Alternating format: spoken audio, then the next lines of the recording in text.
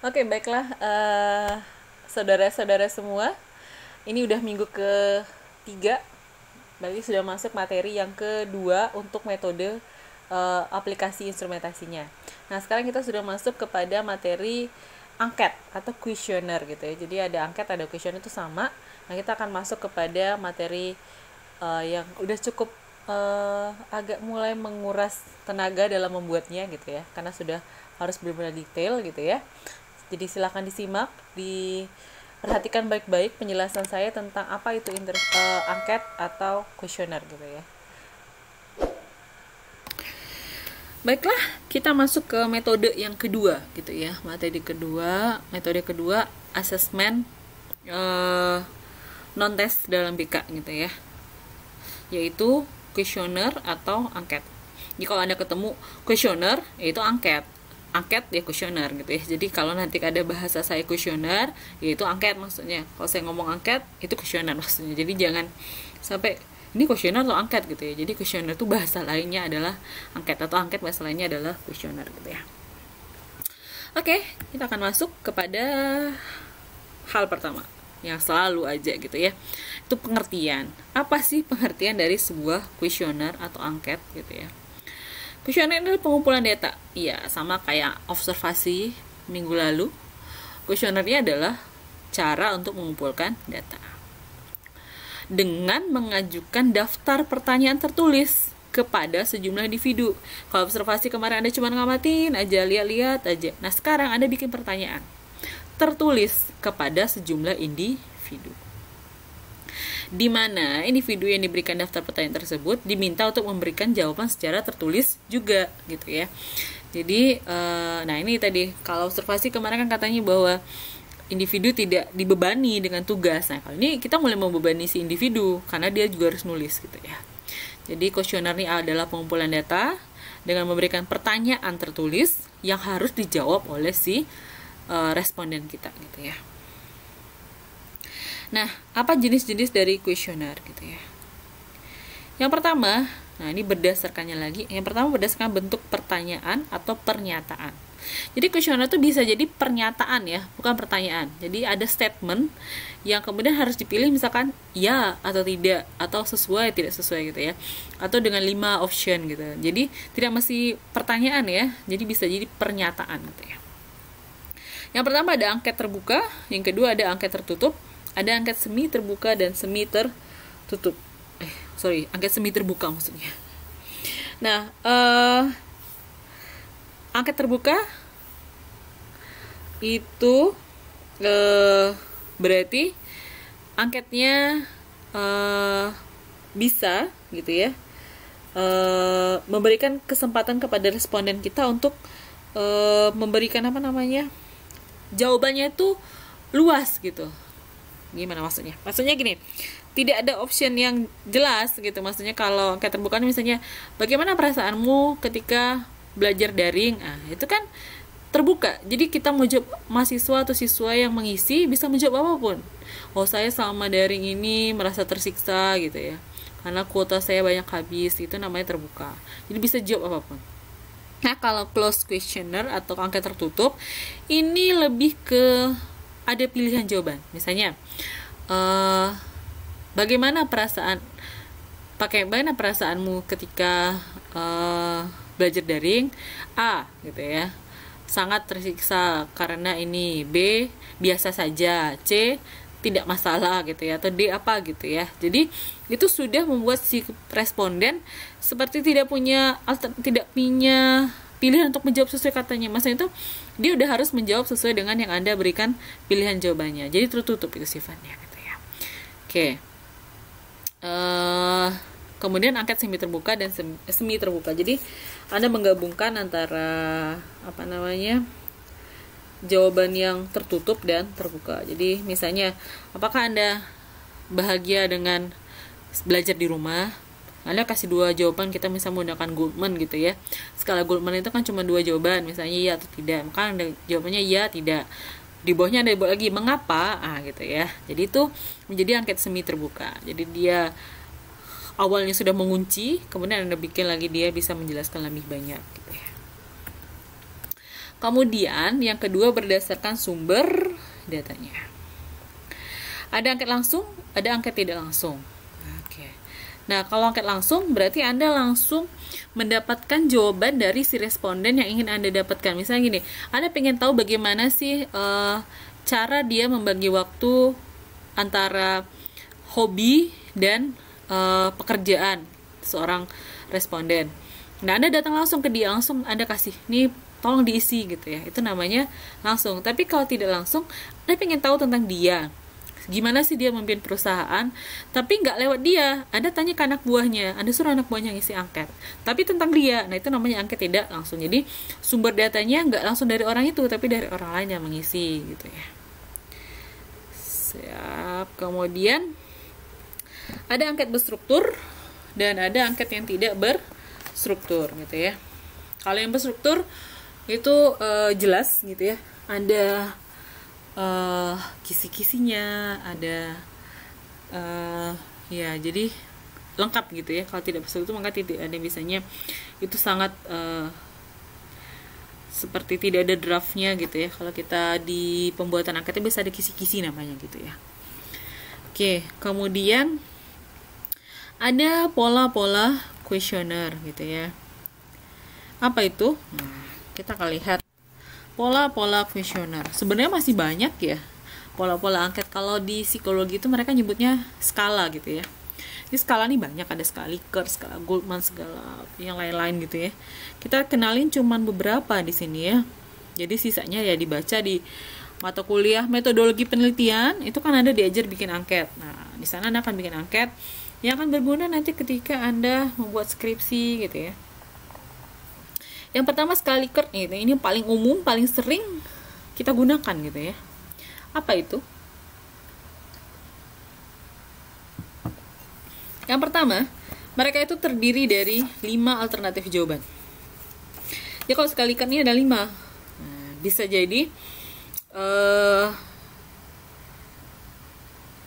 misalnya kalau kita lihat itu ada sangat sesuai, kurang sesuai, tidak sesuai, sangat tidak sesuai. Jadi ada nilai tengah gitu ya. Dimana kalau si klien kita ngisi atau responden kita ngisi itu nilainya sebenarnya nilai yang sangat aman buat dia gitu ya. Tapi sebenarnya nggak itu yang kita harapkan gitu. Jadi ada nilai namanya nilai netral gitu ya. 3 gitu poinnya gitu ya. Nah, sementara kita nyarinya yang 5 atau yang 1 gitu. Oke, itu sebenarnya bisa ini kita contohin ya. Saya mengulang membaca materi yang telah diberikan dosen di rumah. Sangat sesuai, cukup sesuai, tidak sesuai, sangat tidak sesuai. Nah, ini nanti sering orang menjawabnya C, cukup sesuai gitu, nilai aman itu, nilai netral buat mereka. Jadi kalau skala Likert intinya 5 lah gitu alternatif jawaban, tapi kita juga sering menemukan skala Likert ini isinya cuma 4 alternatif jawaban gitu ya. Oke, yang kedua ada pola Alport dan Vernon gitu ya. Ini berdasarkan dia mengikuti kuesioner tentang nilai-nilai tertentu di seorang. Jadi dia menganggap bahwa nilai-nilai itu bisa dikategorikan menjadi 6 gitu ya. Ada tipe 6 tipe orang gitu ya. Ada tipe teoritis, tipe ekonomis, tipe sosial, tipe estetis, tipe politis, dan tipe religius. Jadi dia mengukur tentang hal itu gitu ya. Ini kedua. Yang ketiga, pola pasangan berbanding. Ini juga mengukur nilai sosial gitu ya. Ini dibuat di Indonesia ya, pola pasangan berbanding. Kalau yang tadi sebelumnya bukan di Indonesia ya. Ini mempertentangkan 2 alternatif yang bertentangan. Maksudnya gimana sih? Jadi misalnya kita mempertentangkan antara pribadi dan keluarga. Mana yang akan kita pilih lebih dulu? Apakah kita akan pilih pribadi atau akan kita pilih keluarga lebih dulu? Gimana contoh-contohnya gitu ya? Nah, misalnya gini ya. Jadi dia membandingkan 2 hal gitu ya. Misalnya nih,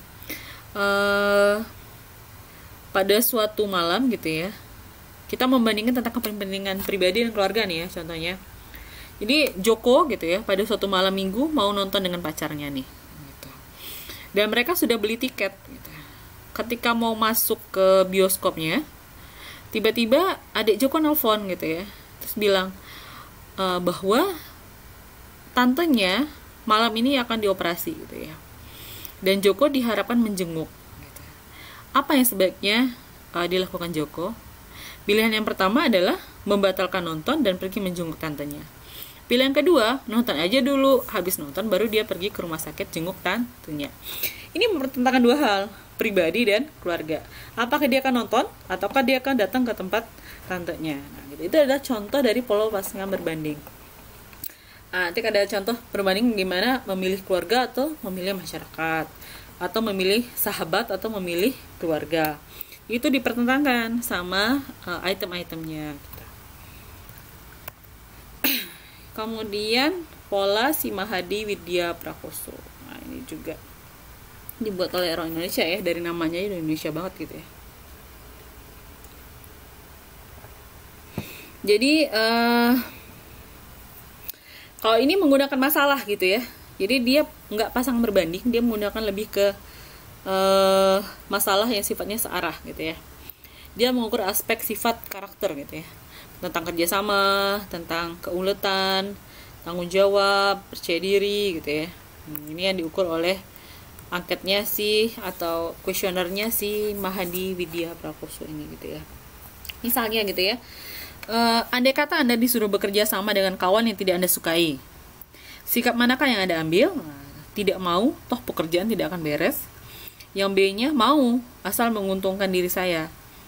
Yang C-nya mau, asal ia suka kerjasama. Yang D-nya mau secara terpaksa. Nah, ini mengukur Anda ketika Anda dihadapkan dengan masalah-masalah gini gitu ya, apa yang Anda pilih? Jadi dia lebih ke sana gitu ya. Itu adalah 4 pola dari kuesioner atau angket. Ada lagi yang lain Bu? Ada, banyak ya. Nanti kalau di metode lagi ada, maka ada yang pilihannya cuma 2 gitu ya. Jadi banyak ya. Ini hanya mengenalkan beberapa saja. Nah, kemudian apa yang harus Anda perhatikan ketika membuat sebuah angket? Yang pertama, kembangan petunjuk pengisian. Pengantar di dalamnya berisi maksud, jaminan kerahasiaan, ucapan terima kasih. Jadi, kalau ngisi angket itu kita suka nengok ya, bagian depannya itu, atau bagian halaman depannya, ya biasanya halaman depan, kadang bagian atas aja. Ada petunjuk pengisian, misalnya, silangilah gitu ya, bagian yang Anda nggak rasa benar. Atau contrenglah bagian yang Anda anggap benar. Nah, itu biasanya ada. Kemudian Anda tidak perlu ragu mengisi angket ini karena ini sifatnya sangat rahasia. Hanya saya akan mengetahuinya gitu ya. Itu jaminan kerahasiaan. Kemudian terima kasih saya ucapkan untuk Anda telah mengisi angket ini gitu ya. Itu perlu disampaikan di dalam halaman pertama angket. Kemudian butir pertanyaan dirumuskan secara jelas menggunakan bahasa populer. Maksudnya jangan gunakan bahasa yang orang nggak ngerti gitu ya. Jadi gunakanlah bahasa yang misalkan bahasa Indonesia gitu ya, jangan pakai campuran gitu. Oke. Yang intinya sebenarnya kepada responden sih, ketika Anda memberikan angket yang dengan bahasa tinggi, ya cocok dengan orang yang akan mengisi gitu ya. Oke, untuk pertanyaan terbuka sediakan tempat menuliskan ya. Oke, ini kalau pertanyaannya terbuka ya maka harus ada sediakan tempat untuk menulis. Jangan pula mepet gitu ya. Nah, kembali bahwa pasti ada keuntungan atau kekurangan, pasti ada kelebihan atau keterbatasan dari sebuah kuesioner. Yang pertama, kita akan bahas dulu keuntungannya. Praktis. Beda sama observasi tadi. Kalau dia ini praktis, satu kelas langsung bagikan angketnya, selesai gitu ya. Waktunya singkat, responden dapat banyak gitu ya. Bisa. Jadi sehari Anda penelitian misalnya untuk 100 anak, bisa selesai sehari kalau angket gitu ya. Gampang banget gitu ya. Ekonomis gitu ya. Nggak perlu banyak tenaga. Kalau observasi mungkin mau ngamatin satu kelas, Anda butuh 3-4 hari atau bahkan sebulan gitu kali ya gitu ya. Nah, kalau ini nggak, satu datang Anda bagi angket selesai. Jadi sejam itu bisa selesai untuk satu kelas gitu loh. Kalau Anda minta bantuan teman, kalau dulu saya penelitian itu satu hari itu bisa dapat jawaban 300 anak gitu ya. Gitu. Jadi angketnya ekonomis gitu ya dari sisi tenaga Anda gitu ya. Kemudian setiap responden tuh dapat pertanyaan yang sama pasti ya. Nah, ini yang penting nih. pada angket tertutup mudah tabulasinya gitu ya. Jadi Anda hitung-hitungannya gampang gitu ya. Nggak akan subjektif kayak yang tadi, karena yang ngisi adalah si responden gitu ya. Angket terbuka juga membuat Anda membiarkan si klien menceritakan atau responden menceritakan dengan banyak hal. Jadi kurang subjektif di sini ya. Kemudian bisa anonim, sehingga responden tuh bisa jujur. Jadi sering ya kalau kita lihat angket itu di strip, namanya emang nggak diisi gitu ya. Kenapa? Biar dia bisa jawab jujur. Karena yang dibutuhkan itu bukan namanya, biasanya data per kelompoknya gitu ya. Jadi di kelas ini atau di sekolah ini berapa persen gitu ya. Nah, kemudian dia tidak terganggu karena memilih waktunya sendiri tuh gampang gitu ya. Karena tadi gitu ya, satu kelas itu bisa selesai dalam waktu 40 menit gitu. Tergantung jumlahnya gitu. Nah, apa keterbatasannya? Pertama, nah ini responden tuh kadang nggak teliti, apalagi kalau pertanyaannya banyak. Misalnya angket Anda punya 50 aja pertanyaan atau pernyataan. Nah, itu kadang-kadang dia ke-skip gitu ya. Jadi ada nomor 29 ya, nomor 23 gitu ya. 25 itu nggak diisi misalnya gitu ya. Kemudian sulit mendapat jaminan bahwa responden menjawab dengan sepenuh hati. Ya kadang-kadang dia malas ya baca, udah disilang-silang aja sesuka hati dia gitu ya. Kemudian hanya responden yang bisa membaca dan menulis. Ketika Anda ingin mengamati misalnya orang di daerah 3T gitu ya, terluar mungkin ya, terdalam gitu. Ini kan susah ya, banyak yang masih buta huruf. Nah, ini nggak bisa Anda gunakan gitu ya. Atau kepada orang lansia yang udah nggak mungkin nulis lagi gitu ya. Kemudian bisa salah tafsir. Nah, itu sebenarnya salah tafsir ini bisa dikurangi dengan validitas angket, atau Anda lakukan misalnya validitas isinya, ada validitas keterbacaannya gitu ya. Jadi bisa dikurangi sehingga maksud dari angket Anda sama di setiap orang. Nah, ini kayak kita sekarang nih ya. Kan sekarang pandemi nih, kita nggak bisa ngasih angket di kelas. Nah, misalnya kita kirim di lewat Google Form. Nah, ternyata banyak yang nggak bales gitu ya, nggak dijawab lagi gitu ya. Ini kesulitannya. Kemudian tidak fleksibel. Nah, ya, jadi kuesioner ini cenderung ya gitu-gitu aja gitu ya. Jadi dia nggak fleksibel seperti wawancara gitu ya. Nah, apa fungsinya dalam BK? Yang pertama, mengumpulkan informasi sebagai bahan dasar dalam rangka menyusun program. Dapat hasilnya bisa bikin program. Kemudian lebih valid gitu ya. Kemudian bisa untuk evaluasi program BK udah jalan atau belum menurut siswa. Kemudian untuk mengambil sampling sikap atau pendapat dari responden. Ini untuk dalam BK-nya ya. Gitu. Jadi kalau Anda guru BK nanti bikin angket kepuasan siswa terhadap Anda dalam memberikan lain informasi, nah, itu bisa gitu ya. Sehingga bisa mengevaluasi diri Anda, bikin program yang lebih bagus gitu, ngasih materi yang lebih bagus nanti gitu ya. Nah, apa manfaat angket? Ya, menggali teori gitu ya, atau konsep yang telah dikembangkan oleh peneliti terdahulu. Sebenarnya ini lebih ke nanti ketika Anda menyusun penelitian gitu ya. Oke. Nah, itu tadi manfaat angket. Nih, sebenarnya saya baca aja ya. Memperoleh orientasi lebih topik gitu ya. Manfaatkan data sekunder dan menghindari duplikasi penelitian. Jadi itu adalah angket. Ini adalah instrumen kedua yang lebih nggak lebih juga sih, ada keuntungannya kekurangan masing-masing sama observasi gitu. Dan kita akan lihat instrumen-instrumen berikutnya yang mungkin akan ada kelebihan dan kekurangan juga gitu ya. Itu saja, terima kasih sudah menyimak dengan baik dan sampai selesai.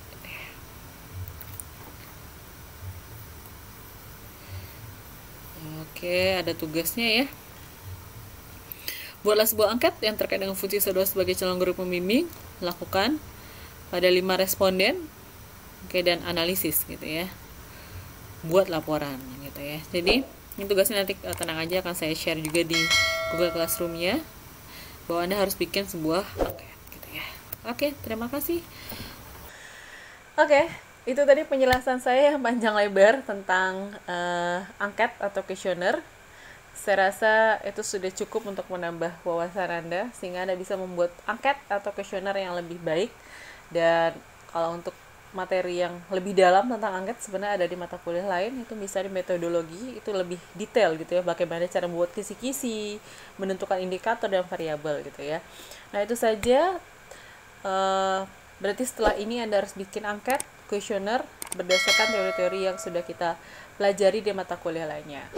Saya akhiri, assalamualaikum warahmatullahi wabarakatuh.